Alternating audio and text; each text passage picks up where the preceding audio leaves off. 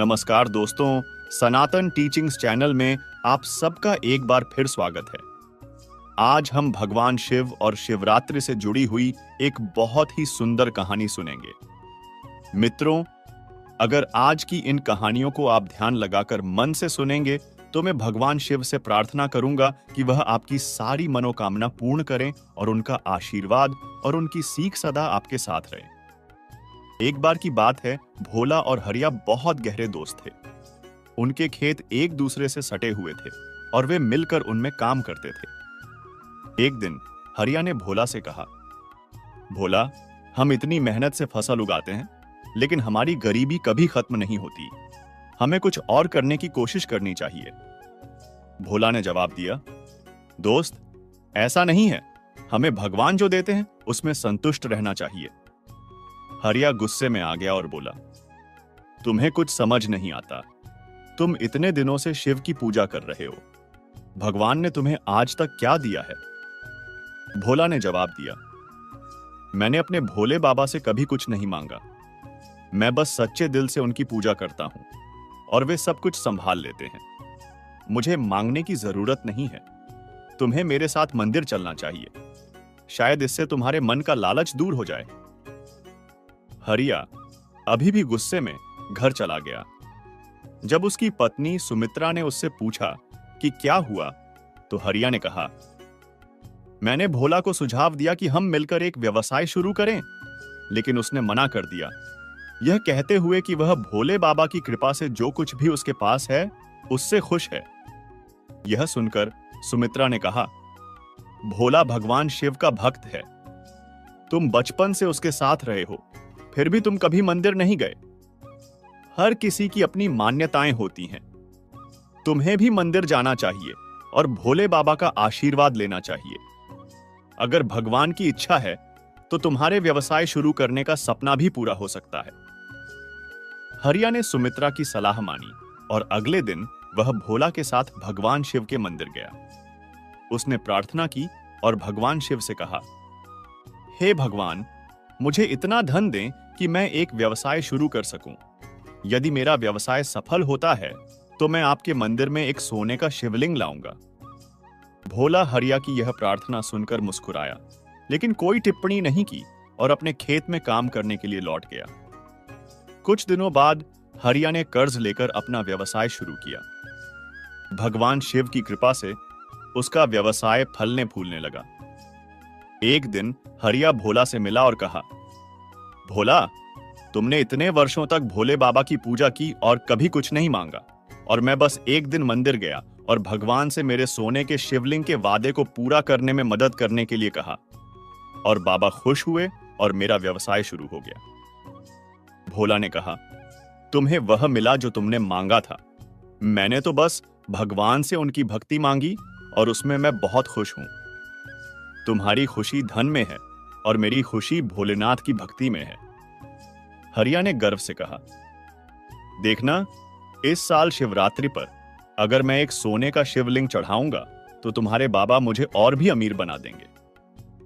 भोला ने यह सुनकर मुस्कुराया। शाम को भोला घर गया और सब कुछ अपनी पत्नी कमला को बताया। कमला ने कहा, ऐसा लगता है कि तुम्हारे भोले बाबा भेदभाव करते हैं। वह तुम्हारे दोस्त की एक दिन की पूजा से प्रसन्न हो गए और उसे धन दे दिया, और तुम इतने वर्षों से पूजा कर रहे हो। उसका क्या परिणाम हुआ? तुम्हें भी मंदिर जाना चाहिए और बाबा को बताना चाहिए कि तुम भी एक सोने का शिवलिंग चढ़ाओगे। भोला ने कहा, लेकिन शिवरात्रि में केवल कुछ ही दिन बचे हैं। मैं सोने का शिवलिंग कहां से लाऊंगा? लेकिन अगर तुम जिद करती हो तो मैं मिट्टी का शिवलिंग बनाकर चढ़ा दूंगा। कमला ने और कुछ नहीं कहा। अगले दिन भोला शिवजी के मंदिर गया और बाबा से कहा, भोले बाबा, मैं आपको शिवरात्रि पर मिट्टी का शिवलिंग चढ़ाऊंगा। फिर वह अपने खेत में चला गया। शिवरात्रि के दिन भोला और हरिया अपनी पूजा की थाल सजाकर मंदिर पहुंचे। कमला और सुमित्रा भी अपने पतियों के साथ आईं। सभी ने मंदिर में पूजा की और फिर पुजारी से शिवलिंग चढ़ाने को कहा। पुजारी ने कहा, अपने शिवलिंग पर दूध डालें और इसे भगवान के चरणों में रख दें। पुजारी के शब्द सुनकर हरिया जोर से हंसने लगा और कहा, हाँ, दूध मेरे शिवलिंग पर चढ़ाया जाएगा, लेकिन भोला का शिवलिंग मिट्टी का बना है, दूध डालते ही वह घुल जाएगा। यह सुनकर भोला की आंखों में आंसू आ गए और उसने भोलेनाथ से कहा, भोले बाबा, आज आपके भक्त की परीक्षा है। मेरी निस्वार्थ भक्ति आज अमीरों के आगे फीकी पड़ रही है, कृपया मेरी रक्षा करें भगवान। इसके बाद दोनों दोस्तों ने अपने हाथों में दूध का बर्तन लिया और अपने अपने शिवलिंगों पर दूध डालना शुरू किया। जैसे ही दूध डाला गया, हरिया का सोने का शिवलिंग मिट्टी में बदल गया और टूटने लगा, जबकि भोला का मिट्टी का शिवलिंग दूध के स्पर्श करते ही सोने में बदल गया। यह देखकर भोला खुशी से झूम उठा और हरिया रोने लगा। फिर भोला ने समझाया, दोस्त, भगवान धन से नहीं बल्कि तुम्हारे दिल में भावनाओं से प्रसन्न होते हैं। जैसे ही तुमने धन प्राप्त किया, तुम्हारे दिल की भावनाएं गर्व में बदल गईं, इसीलिए तुम्हारा सोना मिट्टी में बदल गया, और क्योंकि मेरे इरादे शुद्ध थे, इसलिए मेरी मिट्टी भी सोने में बदल गई। हरिया ने भोला से माफी मांगी। भगवान भोलेनाथ के चरणों में गिर गया और रोने लगा। भोला ने कहा, हरिया, भोलेनाथ के सामने रोने से तुम्हारा दिल पवित्र हो गया है। उसके बाद हरिया और भोला दोनों ने मिलकर खेती और व्यापार करना शुरू कर दिया और भगवान भोलेनाथ ने उनकी सभी परेशानियां दूर कर दी। मित्रों, अगर आज की इन कहानियों को आप ध्यान लगाकर मन से सुनेंगे तो मैं भगवान शिव से प्रार्थना करूंगा कि वह आपकी सारी मनोकामना पूर्ण करे और उनका आशीर्वाद और उनकी सीख सदा आपके साथ रहे। मित्रों, एक गांव में दो पति और पत्नी रहते थे, जिसमें पति का नाम अनुज और पत्नी का नाम अंजलि था। एक दिन दोनों में बहुत बहस हो गई।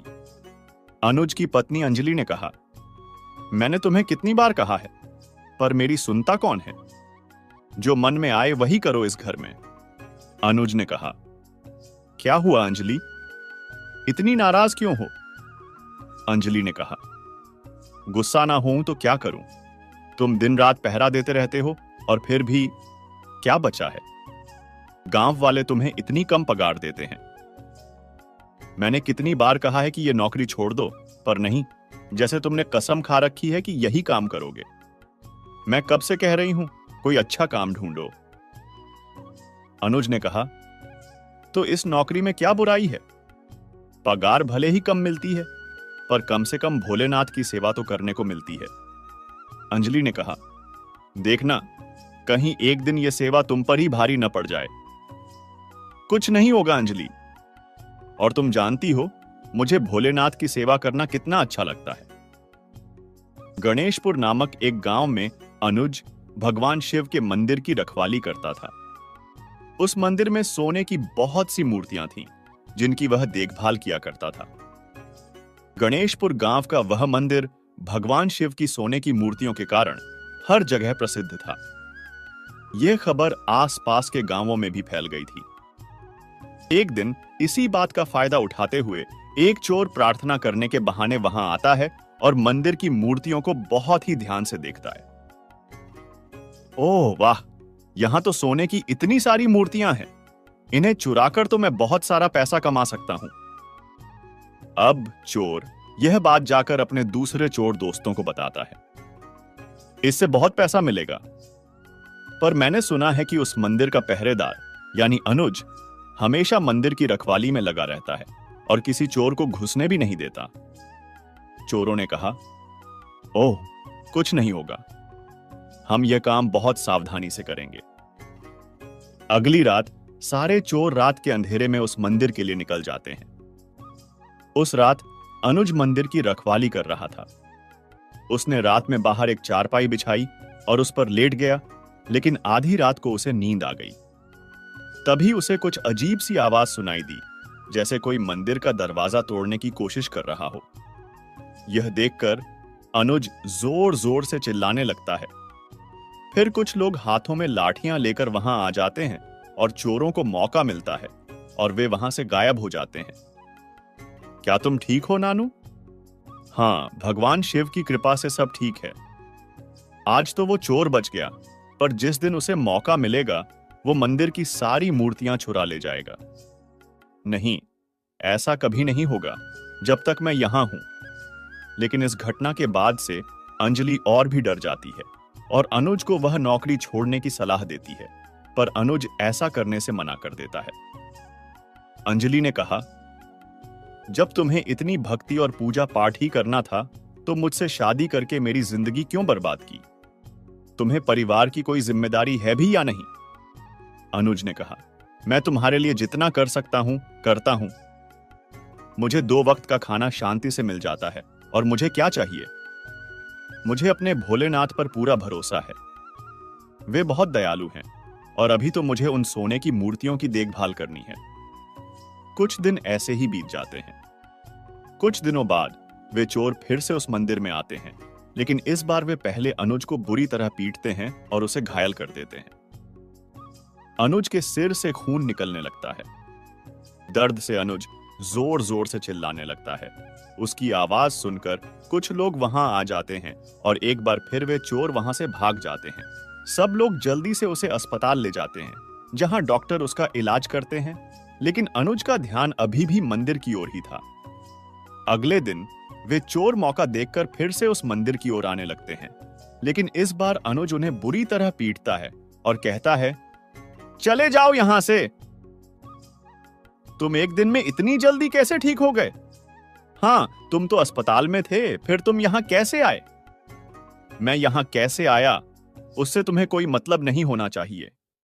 बस इतना याद रखना कि अब से कभी भी इस मंदिर के आसपास मत भटकना और अनुज से पंगा मत लेना। बेहतर होगा कि वह अनुज से पंगा न ले। डर के मारे वे तीनों वहां से भाग जाते हैं और जाकर अपने सरदार यानी बड़े चोर को सब कुछ बताते हैं। सरकार, वो तो बस एक दिन में अस्पताल से वापस आ गया। बड़े चोर ने कहा, तुम तीनों बेकार हो। तुम लोग इतना सा काम भी नहीं कर पाए। तुम सब मिलकर एक साधारण आदमी को भी नहीं संभाल पा रहे हो। तुम जानते हो, मैं आसपास के सभी गांवों का सबसे खतरनाक चोर हूं। अब मुझे लगता है कि मुझे खुद ही जाना होगा। उन मूर्तियों को मुझे खुद ही चुराना होगा। यह तुम तीनों के बस की बात नहीं है। दूसरी ओर बेचारा अनुज अभी भी अस्पताल में बेहोश था, लेकिन उसका पूरा ध्यान अभी भी मंदिर की उन मूर्तियों पर ही था। बेहोशी में भी वह लगातार भगवान शिव का नाम जप रहा था। इसके साथ ही वह मंदिर को लेकर चिंतित भी था। हे भगवान शिव, मेरे मंदिर की रक्षा करना। तभी उसे एक चमकीली अद्भुत रोशनी दिखाई देती है, जिसमें से भगवान शिव प्रकट होते हैं और कहते हैं, चिंता मत करो अनुज, मैं यहां हूं, मैं सब कुछ संभाल लूंगा। यह कहकर शिव जी गायब हो जाते हैं। दूसरी ओर चोर सरदार अपने दोस्तों के साथ मिलकर एक बार फिर मंदिर में चोरी करने की योजना बनाता है और चोरी करने के लिए चला जाता है। जब वह वहां पहुंचता है तो देखता है कि अनुज पहले से ही वहां मौजूद है। वह अपने दोस्तों के साथ सोचता है कि आज अनुज को खत्म कर देना है। आज तो मैं इसे मार ही डालूंगा। इसने इस मंदिर की बहुत रक्षा की है, लेकिन अब और नहीं। आओ दोस्तों। लेकिन उन्हें यह नहीं पता था कि वह अनुज नहीं, बल्कि स्वयं महादेव उनके रूप में बैठे हैं। सरदार एक चाकू निकालता है और उसे मारने के लिए आगे बढ़ता है। तभी महादेव अनुज के रूप में सरदार को दोनों हाथों से उठाते हैं और उसे हवा में एक पहिए की तरह घुमाते हैं और उसे जोर से जमीन पर पटक देते हैं, जिससे सरदार बहुत गुस्से में आ जाता है। चोर सरदार ने कहा, तू नालायक, तूने मेरे ऊपर हाथ उठाया। अब चाहे मुझे सोने की मूर्तियां मिलें या नहीं, पर आज तो मैं तेरी जान लेकर ही रहूंगा। उनकी आवाज सुनकर आसपास के लोग वहां आ जाते हैं। अरे, अनुज तो अस्पताल में है, फिर ये कौन है जो बिल्कुल अनुज जैसा दिखता है? हे भगवान, ये कैसी लीला है? तभी अंजलि भी आ जाती है। हाँ, ये क्या है? मैं तो अभी उससे अस्पताल में मिलकर आई हूं, फिर ये कौन है? अंजलि के मन में कई सवाल चल रहे थे। दूसरी ओर शिवजी सरदार और उसके दोस्तों को बुरी तरह पीटते हैं। तभी अंजलि को अपनी गलती का एहसास होता है। ओ महादेव, मुझे माफ कर दो। मैं हमेशा अपने पति को इस मंदिर की देखभाल करने से रोकती थी, पर क्या मैं पागल हूं? मुझे पता है कि जिसे वह इतना प्यार करते हैं, भोलेनाथ भी उनसे उतना ही प्यार करते हैं। आज उनकी खातिर तुम खुद यहां आए हो। मैं जानती हूं भगवान, ये तुम हो, हमें दर्शन दो प्रभु। यह सुनकर महादेव मुस्कुराते हैं, फिर वे अपने असली रूप में आ जाते हैं। इसके साथ ही अनुज भी सुरक्षित रूप से होश में आ जाता है। अनुज कम वेतन मिलने के बावजूद भगवान शिव के मंदिर की रखवाली करता है। यह उसकी निस्वार्थ भक्ति और समर्पण को दर्शाता है। हमें भी अपने कार्यों में श्रद्धा और समर्पण का भाव रखना चाहिए।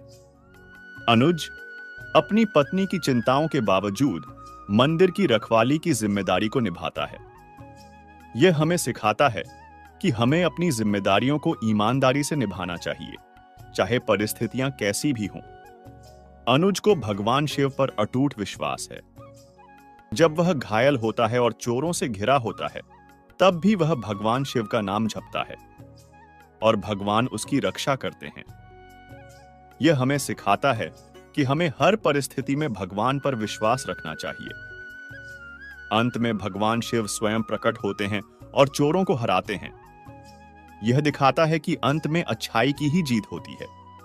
हमें हमेशा सही रास्ते पर चलना चाहिए और बुराई का विरोध करना चाहिए। अंजलि को अपनी गलती का एहसास होता है कि उसने अनुज को मंदिर की रखवाली करने से रोका। वह भगवान शिव से क्षमा मांगती है और अपनी गलती सुधारती है। यह हमें सिखाता है कि हमें अपनी गलतियों को स्वीकार करना चाहिए और उन्हें सुधारने का प्रयास करना चाहिए। अंजलि शुरू में अनुज की नौकरी से खुश नहीं है, लेकिन अंत में वह उसे समझती है और उसका समर्थन करती है।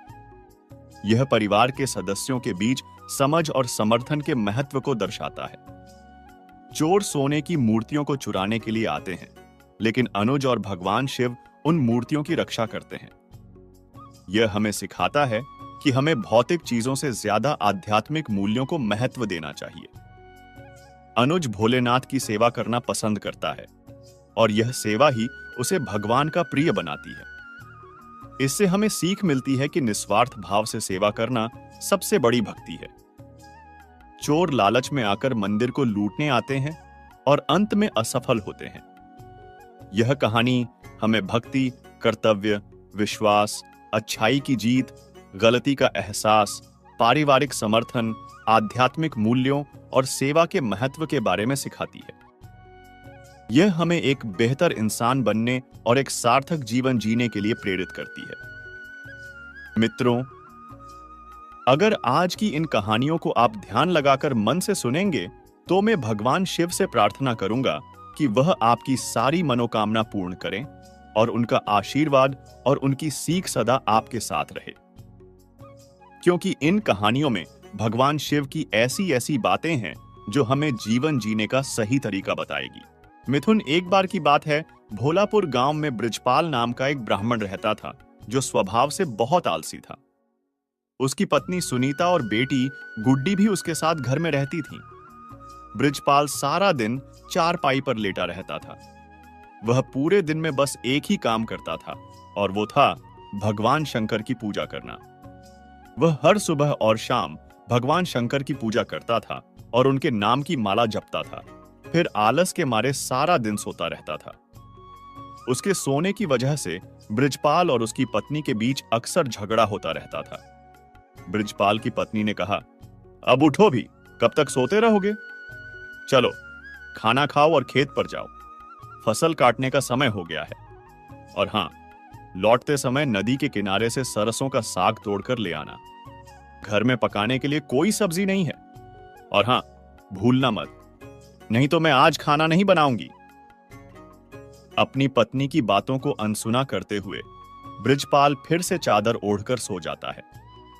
सुनीता गुस्से से लाल हो जाती है। दूसरी ओर कैलाश में बैठी मां पार्वती भगवान शंकर से कहती है, हे नाथ, ये कैसा भक्त है आपका जो आपकी भक्ति के अलावा कुछ नहीं करता, बस अपने आलसी शरीर के कारण चारपाई पर लेटा रहता है, कोई काम नहीं करता। आपको ऐसे भक्त का मार्गदर्शन करना चाहिए। इसमें उसकी कोई गलती नहीं है। यह सब उसके पिछले जन्म का फल है। उस समय वह एक आलसी गधा हुआ करता था जो मेरे मंदिर के बाहर दिन भर लेटा रहता था। जब भी भक्त मंदिर में मेरा नाम जपते थे तो उसकी आवाज उसके कानों में गूंजती थी और वह सोते हुए भी मेरा नाम सुनता था। फिर एक दिन श्रावण के महीने में उसकी मृत्यु हो गई। फिर अगले 4 वर्षों में उसने मनुष्य के रूप में जन्म लिया, लेकिन उसके पिछले जन्म का आलसी स्वभाव उसका साथ नहीं छोड़ पाया। जब सही समय आएगा तो मैं उसे ज्ञान दूंगा। बृजपाल की पत्नी सुनीता ने कहा, हे भगवान, मैं इस आदमी का क्या करूं? यह फिर से लेटा हुआ है। मैं इसे कब से कह रही हूं कि उठो। खेतों में फसल बड़ी हो गई है। अगर समय पर नहीं काटी गई तो जानवर उस पर हमला कर देंगे या कोई उसे चुरा लेगा। क्या आप सुन रहे हैं कि मैं क्या कह रही हूं? हे शिव जी, मुझे नहीं पता कि इसका आलस कब खत्म होगा। मैं अब इसके आलस से तंग आ चुकी हूं। सुनीता लगातार बोलती जा रही थी, लेकिन आलसी ब्राह्मण को जरा भी भनक नहीं लगी। वह बस चुपचाप अपनी चारपाई पर लेटा रहा। बृजपाल को न उठते देख सुनीता गुस्से में बाहर आंगन में रखा पानी का एक बाल्टी लाती है और उसे बृजपाल पर डाल देती है। बृजपाल पूरी तरह से भीग जाता है और वह गुस्से में उठकर उससे लड़ने लगता है। दोनों के बीच काफी देर तक बहस होती है। फिर वह गुस्से में घर से निकल जाता है और शंकर भगवान के मंदिर में जाता है और वहां पहुंचकर शंकर जी से कहता है, हे शंकर भगवान, मैं अपनी पत्नी की रोज रोज की चिक चिक से तंग आ चुका हूं। अगर मेरी भक्ति से आप प्रसन्न हुए हैं तो कृपया मुझे दर्शन दें प्रभु। यह कहकर वह जोर जोर से रोने लगता है। उसके प्रति उसका प्रेम और भक्ति देखकर भगवान शंकर उसके सामने प्रकट होते हैं और कहते हैं, बृजपाल, तुम्हारी भक्ति से मैं प्रसन्न हुआ हूं। तुम सच में मेरे परम भक्त हो। बताओ, तुम मुझसे क्या वरदान चाहते हो? ओ प्रभु, मुझे कुछ ऐसा दीजिए जो मेरे हर शब्द का पालन करे और मेरे सारे काम करे।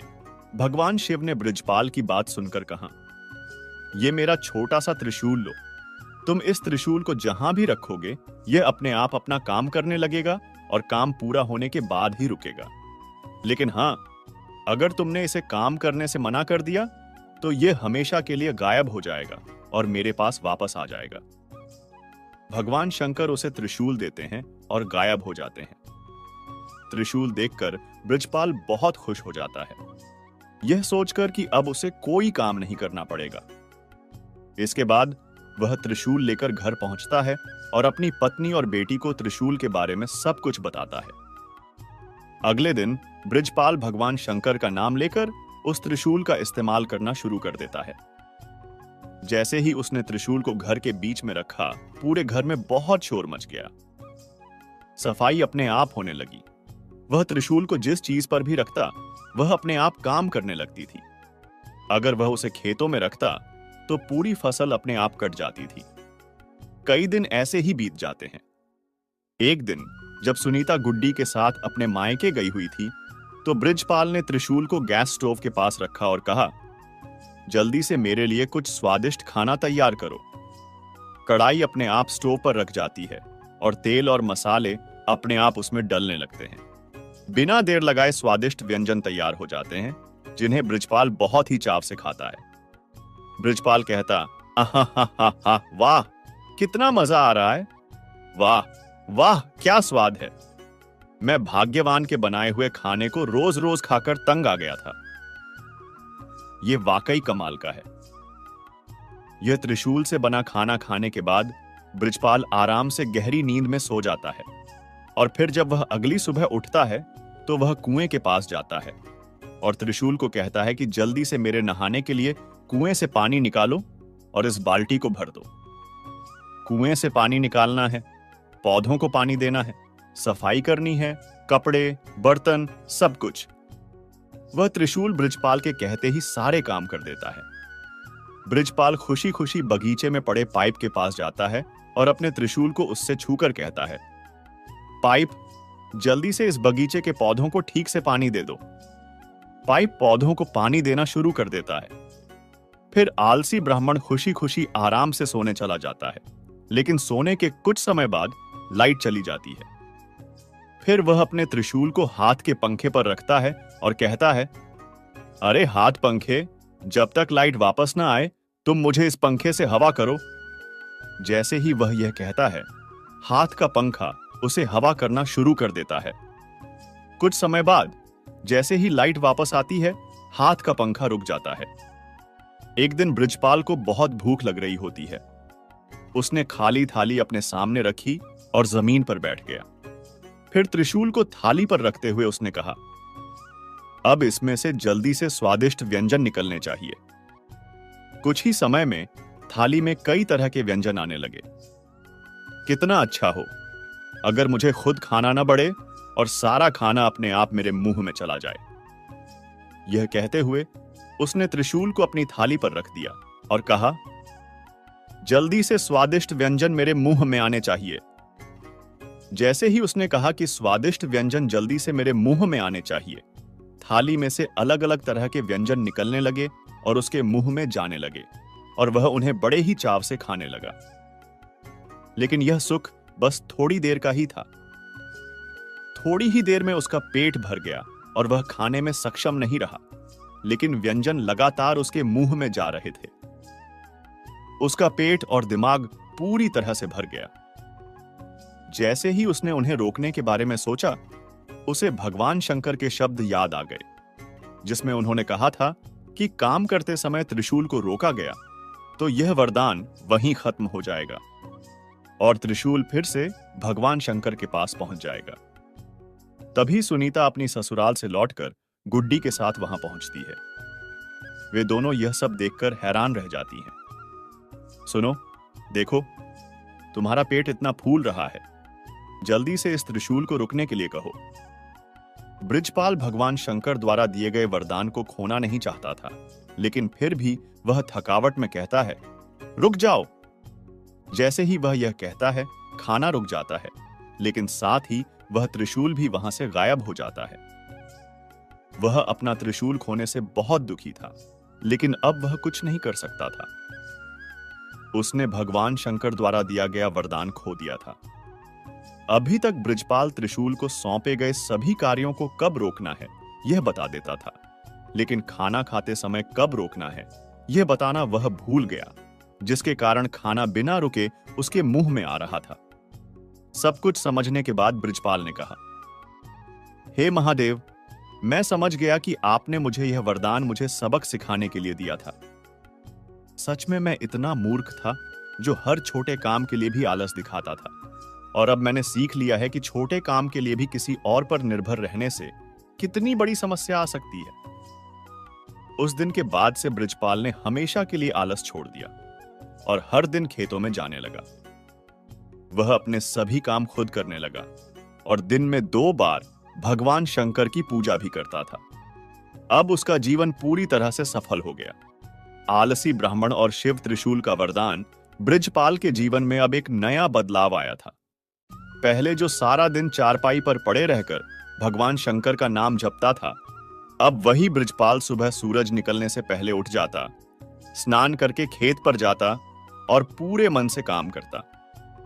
उसकी पत्नी सुनीता और बेटी गुड्डी भी उसे इस बदलाव को देखकर बहुत खुश थीं। एक दिन जब बृजपाल खेत में काम कर रहा था, तो उसे एक वृद्ध साधु आते हुए दिखाई दिया। साधु के चेहरे पर एक तेज था और उसकी आंखें बहुत शांत थीं। साधु बृजपाल के पास आकर बोला, बृजपाल, क्या तुम जानते हो कि भगवान शंकर ने तुम्हें त्रिशूल क्यों दिया था? बृजपाल ने जवाब दिया, मुझे लगता है कि उन्होंने मुझे आलस छोड़ने का सबक सिखाने के लिए दिया था। साधु मुस्कुराया, हां, यह एक कारण था, लेकिन यह एकमात्र कारण नहीं था। भगवान शंकर ने तुम्हें त्रिशूल इसलिए भी दिया था क्योंकि वे जानते थे कि तुम्हारे अंदर एक भक्त का हृदय है जो उनकी सेवा करने के लिए हमेशा तत्पर रहता है। त्रिशूल के जरिए वे तुम्हें यह दिखाना चाहते थे कि सेवा का अर्थ केवल पूजा पाठ करना ही नहीं, बल्कि अपने कर्मों को भी ईमानदारी और निष्ठा से करना है। बृजपाल हैरान रह गया। उसने कभी इस तरह से नहीं सोचा था। साधु आगे बोला, तुम्हारे अंदर अभी भी आलस्य का थोड़ा सा अंश बचा हुआ है। तुम भगवान शंकर से वरदान पाकर खुश तो थे, लेकिन तुमने यह नहीं समझा कि यह वरदान तुम्हें एक जिम्मेदारी भी देता है। तुम्हें उस शक्ति का उपयोग दूसरों की मदद करने और समाज को बेहतर बनाने के लिए करना चाहिए था। बृजपाल को अपनी गलती का एहसास हुआ। उसने सोचा कि साधु बिल्कुल सही कह रहा है। उसने भगवान शंकर से त्रिशूल तो मांगा था, लेकिन उसने यह कभी नहीं सोचा कि वह उसका उपयोग दूसरों के लिए कैसे कर सकता है। मैं समझ गया, ब्रजपाल ने कहा। मुझे क्षमा करें, मैं आगे से और अधिक सावधान रहूंगा। साधु ने मुस्कुराकर कहा, भगवान शंकर हमेशा दयालु होते हैं। वे तुम्हारे हृदय की पवित्रता को जानते हैं। अब जाओ और अपने कर्मों से उन्हें प्रसन्न करो। यह कहकर साधु वहां से चला गया। ब्रजपाल ने साधु की बातों पर गहराई से विचार किया। उसने महसूस किया कि उसे अपने जीवन में एक नया उद्देश्य ढूंढना होगा। उसने फैसला किया कि वह अब अपने खेत में और भी मेहनत करेगा और वह अपनी कमाई का एक हिस्सा गरीबों और जरूरतमंदों की मदद के लिए दान करेगा। उस दिन से ब्रजपाल ने अपने जीवन में और भी अधिक बदलाव किए। उसने गांव के लोगों को एकजुट करके एक स्कूल खोला, जहां बच्चे मुफ्त में शिक्षा प्राप्त कर सकते थे। उसने गांव में एक अस्पताल भी बनवाया, जहां गरीबों का मुफ्त में इलाज होता था। उसने अपने गांव को एक आदर्श गांव बनाने के लिए हर संभव प्रयास किया। धीरे धीरे ब्रजपाल का गांव एक खुशहाल और समृद्ध गांव बन गया। गांव के लोग उसे बहुत प्यार और सम्मान करते थे। वे जानते थे कि ब्रजपाल एक सच्चा भक्त है, जिसने अपने जीवन को दूसरों की सेवा के लिए समर्पित कर दिया है।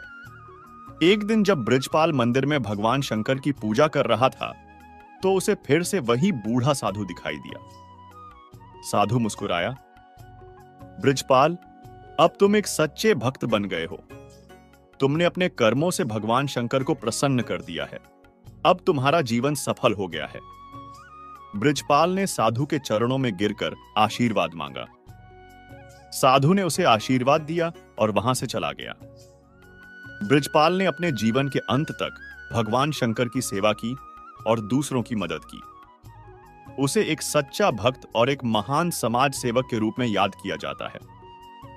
सीख: इस कहानी से हमें यह सीख मिलती है कि भगवान की भक्ति का अर्थ केवल पूजा पाठ करना ही नहीं है, बल्कि अपने कर्मों को भी ईमानदारी और निष्ठा से करना है।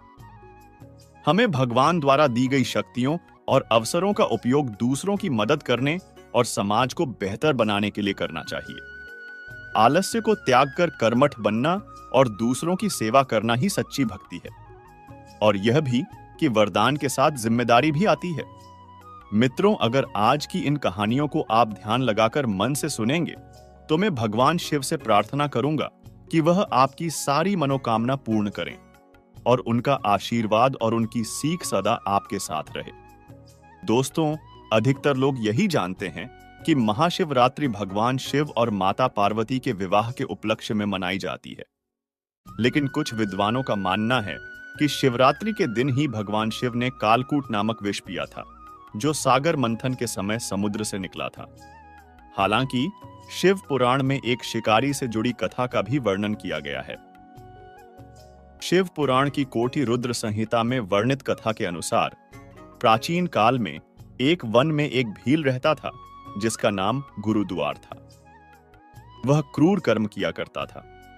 वह प्रतिदिन वन में जाकर हिरण और अन्य जानवरों का शिकार करता था और विभिन्न प्रकार की चोरियां भी करता था। उसने बचपन से ही कभी कोई शुभ कर्म नहीं किया था।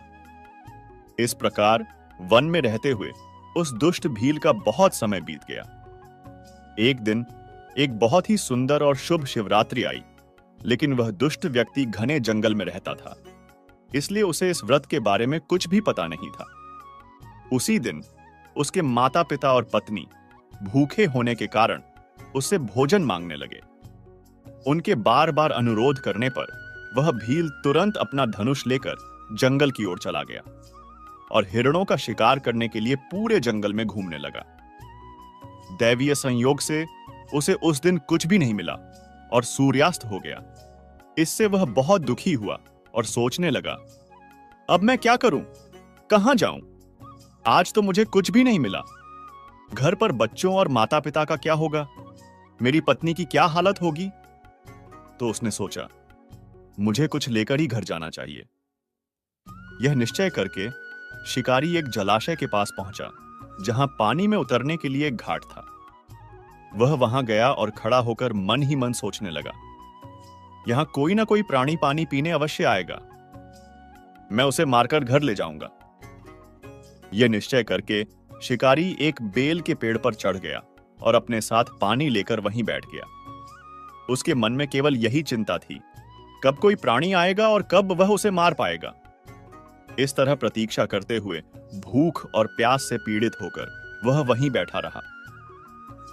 इस तरह काफी रात बीत गई और जब रात का पहला प्रहर शुरू हुआ तो एक प्यासी हिरनी वहां आई। उसे देखकर शिकारी बहुत खुश हुआ और उसने तुरंत उसे मारने के लिए अपने धनुष पर तीर चढ़ा लिया।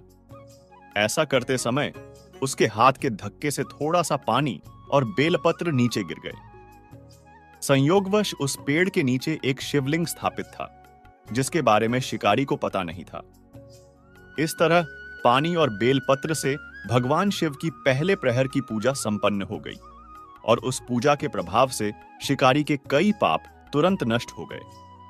दूसरी ओर सरसराहट की आवाज सुनकर हिरनी डर गई और ऊपर देखने लगी। शिकारी को देखकर वह व्याकुल हो गई और बोली, शिकारी, तुम क्या करना चाहते हो?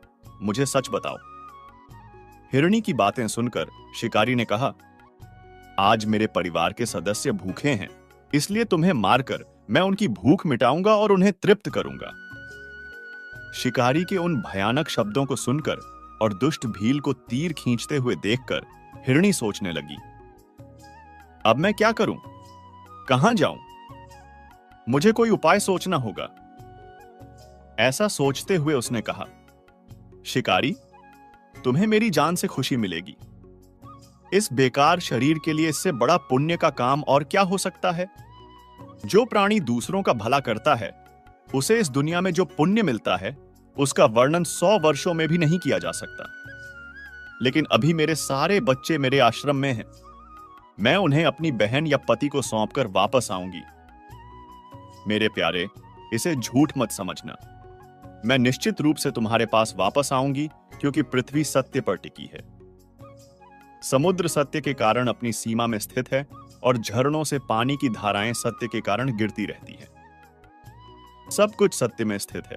हिरनी के ऐसा कहने पर भी जब शिकारी उसकी बात नहीं माना तो वह बहुत हैरान और भयभीत होकर फिर से हिरनी ने कहा, शिकारी, सुनो, मैं तुम्हारे सामने कसम खाती हूं कि अगर मैं वापस नहीं लौटी तो मैं निश्चित रूप से पाप की भागी बनूंगी। यदि कोई ब्राह्मण वेदों को बेचता है और तीनों समय संध्या वंदन नहीं करता है तो उसे जो पाप लगता है वही पाप मुझे भी लगेगा। जो पाप उन स्त्रियों को लगता है जो अपने पति की आज्ञा का उल्लंघन करती हैं और अपनी इच्छा से काम करती हैं, जो पाप उन लोगों को लगता है जो दूसरों के किए गए उपकार को नहीं मानते, जो भगवान शंकर से विमुख रहते हैं और जो विश्वासघात और धोखा देते हैं, अगर मैं वापस नहीं लौटी तो मुझे भी वही पाप लगेगा। इस तरह कई कस्में खाने के बाद जब हिरनी चुपचाप खड़ी हो गई तो शिकारी ने उस पर विश्वास करते हुए कहा, ठीक है, अब तुम अपने घर जाओ। जब वह हिरनी बड़ी खुशी के साथ अपने आश्रम चली गई, तब तक शिकारी के जागते हुए रात का पहला प्रहर बीत गया। फिर हिरनी की बहन दूसरी हिरनी, जिसे पहली हिरनी ने याद किया था, उसका इंतजार करते हुए पानी पीने के लिए वहां आई। उसे देखकर भील ने खुद तरकश से तीर खींचा। ऐसा करते समय फिर से पहले की तरह पानी और बेलपत्र भगवान शिव पर गिरे और उसके द्वारा महात्मा शंभु की दूसरे प्रहर की पूजा संपन्न हो गई। हालांकि वह पूजा संयोगवश हुई थी, लेकिन वह शिकारी के लिए शुभ थी। उसे तीर खींचते हुए देखकर हिरनी ने पूछा, शिकारी, तुम क्या कर रहे हो? शिकारी ने पहले की तरह उत्तर दिया, मैं तुम्हें मारूंगा। हिरनी ने कहा, शिकारी, मेरी बात सुनो। मैं धन्य हूं। मेरा जन्म सफल हो गया, क्योंकि यह नश्वर शरीर दूसरों की भलाई के लिए इस्तेमाल होगा। लेकिन मेरे छोटे बच्चे घर पर हैं, इसलिए मुझे एक बार जाकर उन्हें अपने पति को सौंपने दो, फिर मैं तुम्हारे पास वापस आऊंगी। हिरनी की बातें सुनकर शिकारी ने कहा, मुझे तुम्हारी बातों पर विश्वास नहीं है। मैं तुम्हें मारूंगा, इसमें कोई शक नहीं है। शिकारी की बातें सुनकर हिरणी ने भगवान विष्णु की कसम खाई और कहा, शिकारी, मैं जो कह रही हूं उसे सुनो। अगर मैं वापस नहीं लौटी तो मैं अपना सारा पुण्य खो दूंगी, क्योंकि जो व्यक्ति अपने वचन से मुकर जाता है वह अपना पुण्य खो देता है। वह व्यक्ति जो अपनी विवाहित पत्नी को छोड़कर दूसरी स्त्री के पास जाता है, जो वैदिक धर्म का उल्लंघन करता है और काल्पनिक धर्म का पालन करता है, जो भगवान विष्णु का भक्त होकर भी शिव की निंदा करता है, जो अपने माता पिता की पुण्यतिथि पर श्राद्ध नहीं करता और उसे खाली बिताता है, और जो पश्चाताप महसूस करने के बाद भी अपना दिया हुआ वचन पूरा नहीं करता, उसे जो पाप लगता है वही पाप मुझे भी लगेगा अगर मैं वापस नहीं लौटी। यह सुनकर शिकारी ने कहा, ठीक है, जाओ। उसके बाद हिरणी पानी पीकर खुशी खुशी अपने आश्रम चली गई। इस बीच शिकारी के जागते हुए रात का दूसरा प्रहर भी बीत गया। इस समय जब तीसरा प्रहर शुरू हुआ तो हिरणी के लौटने में बहुत देर हो गई। चिंतित होकर शिकारी उसे खोजने लगा। इस बीच उसने पानी के रास्ते में एक हिरण को देखा। वह बहुत स्वस्थ था। उसे देखकर शिकारी बहुत खुश हुआ और उसने धनुष पर तीर रखा और उसे मारने के लिए तैयार हो गया। ऐसा करते समय उसके भाग्य के कारण कुछ पानी और बेलपत्र शिवलिंग पर गिर गए, जिससे उसकी अच्छी किस्मत के कारण भगवान शिव की तीसरे प्रहर की पूजा भी संपन्न हो गई। इस तरह भगवान ने उस पर अपनी कृपा दिखाई। पत्तों के गिरने की आवाज सुनकर हिरण ने शिकारी की ओर देखा और पूछा, तुम क्या कर रहे हो? शिकारी ने उत्तर दिया, मैं तुम्हें अपने परिवार को भोजन देने के लिए मारूंगा। शिकारी की बातें सुनकर हिरण अपने मन में बहुत खुश हुआ और तुरंत बोला, मैं धन्य हूं। मेरा स्वस्थ होना सफल हो गया, क्योंकि मेरा शरीर आप लोगों को संतुष्ट करने के लिए इस्तेमाल होगा।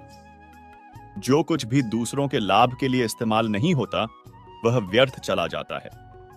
जो व्यक्ति सक्षम होते हुए भी दूसरों का भला नहीं करता, उसकी शक्ति व्यर्थ चली जाती है और वह अगले जन्म में नरक में जाता है। लेकिन मुझे एक बार जाने दो। मैं अपने बच्चों को उनकी मां को सौंप दूंगा और उन सभी को दिलासा देकर फिर यहां वापस आऊंगा। यह सुनकर शिकारी अपने मन में बहुत हैरान हुआ। उसका दिल कुछ हद तक शुद्ध हो गया था और उसके सारे पाप नष्ट हो गए थे। उसने हिरण से कहा, यहां आने वाले सभी लोगों ने तुम्हारी तरह वादे किए और चले गए, लेकिन वे अभी तक यहां वापस नहीं लौटे हैं। तुम भी इस समय खतरे में हो, इसलिए झूठ बोलो और चले जाओ। फिर मैं आज अपनी जीविका कैसे चलाऊंगा? शिकारी की बातें सुनकर हिरण ने कहा, शिकारी, मैं जो कह रहा हूं उसे सुनो। मुझ में कोई झूठ नहीं है। पूरा ब्रह्मांड सत्य पर टिका है। जिस व्यक्ति की वाणी झूठी होती है उसका पुण्य उसी क्षण नष्ट हो जाता है। हालांकि शिकारी, मेरा सच्चा वादा सुनो। शिवरात्रि के दिन भोजन करने से, झूठी गवाही देने से, धरोहर हड़पने से और संध्या न करने से जो पाप लगता है वही पाप मुझे भी लगेगा अगर मैं वापस नहीं लौटी। जिसके मुंह से कभी शिव का नाम नहीं निकलता, जो सक्षम होते हुए भी दूसरों का भला नहीं करता, जो त्योहार के दिन नारियल तोड़ता है, जो अक्ष भक्षण करता है और जो शिव की पूजा किए बिना और भस्म लगाए बिना भोजन करता है, उन सभी के पाप मुझे लगेंगे अगर मैं वापस नहीं आऊं। उसकी बातें सुनकर शिकारी ने कहा, जाओ, जल्दी लौटो। शिकारी के ऐसा कहने के बाद हिरण पानी पीकर चला गया। वे सभी अपने आश्रम में मिले। उन तीनों ने एक दूसरे के वृत्तांतों को अच्छी तरह सुनने के बाद सच्चाई के बंधन में बंधकर यह निश्चय किया कि उन्हें वहां अवश्य जाना चाहिए। इस निर्णय के बाद, बच्चों को आश्वासन देने के बाद, वे सभी जाने के लिए उत्सुक हो गए।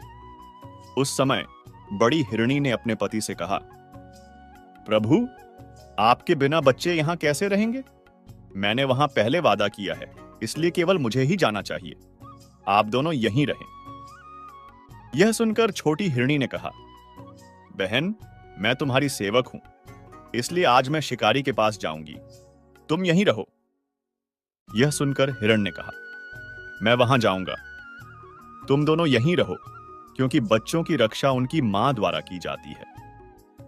पति की बातें सुनकर दोनों हिरणियों ने कहा, प्रभु, बिना पति के इस जीवन को धिक्कार है।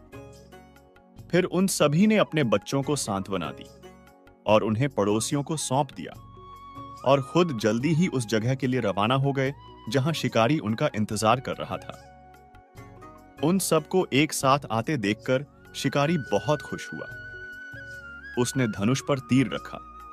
उस समय फिर से पानी और बेलपत्र शिव पर गिरे, जिससे शिव की चौथे प्रहर की शुभ पूजा भी संपन्न हो गई। उस समय शिकारी के सारे पाप तुरंत भस्म हो गए। इस बीच दोनों हिरणियों और हिरण ने पुकारा, शिकार, कृपया हमारे शरीरों को जल्द ही सार्थक करें। इन शब्दों को सुनकर शिकारी बहुत हैरान हुआ। शिव पूजा के प्रभाव से उसे दुर्लभ ज्ञान प्राप्त हुआ। उसने सोचा, ये हिरण अज्ञानी जानवर होने के बावजूद धन्य हैं, जो अज्ञानी होते हुए भी अपने शरीर से दूसरों का भला करना चाहते हैं। लेकिन मेरे जीवन को धिक्कार है कि मैं अपने परिवार का भरण पोषण विभिन्न प्रकार के गलत काम करके करता रहता हूं। अब उसने अपने तीर रोक दिए और हिरणों से कहा, तुम सब धन्य हो, वापस जाओ। उसके ऐसा करने के बाद भगवान शंकर ने प्रसन्न होकर तुरंत उसे अपना दिव्य रूप दिखाया और उसे सुख और समृद्धि का वरदान दिया और उसे गुह नाम दिया। महादेव त्रिदेवों में से एक हैं। जबकि ब्रह्मादेव को ब्रह्मांड का निर्माता माना जाता है, विष्णु संरक्षक हैं और शिव संहारक हैं। विष्णु को हरि कहा जाता है और शिव को हर कहा जाता है। शास्त्रों में हरि के 24 अवतारों का वर्णन है। इसी तरह शिव के 19 अवतारों का उल्लेख किया गया है। शिव पुराण में कहा गया है कि भगवान शिव और उनके अवतार समुद्र और लहरों की तरह हैं। उनका न तो कोई आदि है और न ही कोई अंत। जब कुछ नहीं था तब भी शिव थे और जब कुछ नहीं होगा तब भी शिव रहेंगे। इसीलिए शिव के कई अवतार हैं, क्योंकि वे अनंत हैं। मित्रों, आपसे एक छोटा सा अनुरोध है कि आप कमेंट में हर हर महादेव अवश्य लिखें। तो दोस्तों, उम्मीद है आज का वीडियो आपको जरूर पसंद आया होगा। अगर वीडियो अच्छा लगा हो तो कमेंट में मन से जय श्री राधे कृष्णा जरूर लिखिए और ऐसे ही वीडियो और पाने के लिए हमारे चैनल को सब्सक्राइब करें। वीडियो को लाइक करें, ज्यादा से ज्यादा शेयर करें। धन्यवाद। जय श्री कृष्णा। राधे राधे मित्रों।